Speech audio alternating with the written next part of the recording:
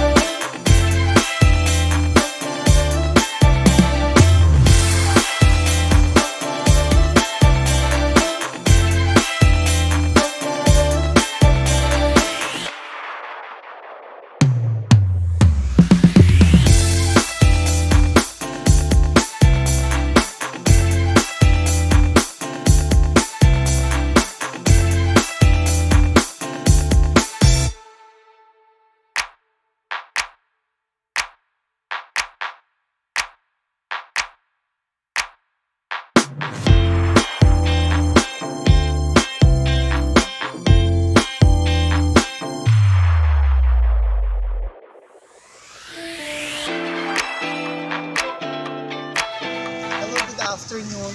Welcome to Gulayan sa Paaralan of Angela Gonzaga National High School. So our Gulayan sa Paaralan has been very active for more than 10 years already. No?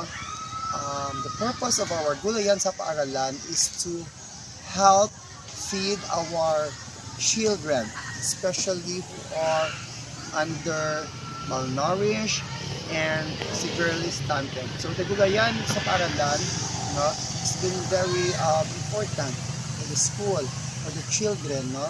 It gives a food and we earn from our Gulayan sa Paaralan. No? So nag-aputan kami para sa mga kabataan, no? Sa kantin nagayatay kami sa mga products sa amon nga feeding program sa kantin namon, no? Nang nagabaligya man kami. So sometimes ang mga parent, ang mga stakeholders namon, kung kisa kalabay di sila, no, nagapangayo sila kung kinahanglanon gini. Kag ang school wala man ga dinalok sa ila, so ginatagaan sila namon kung maaara kung makapangayo sila. So kanami kinibalas ang programa sa Gulayan sa Paaralan, no, kay patuloy nga bulig sa mga kabataan, no, sa community isang Villa Homes. Ito yung nakita nyo man, no? Ang amon nga school is located in a highly organized subway, no? Let's patronize Gulayan sa Paaralan in every school for a brighter tomorrow. Thank you, and once again,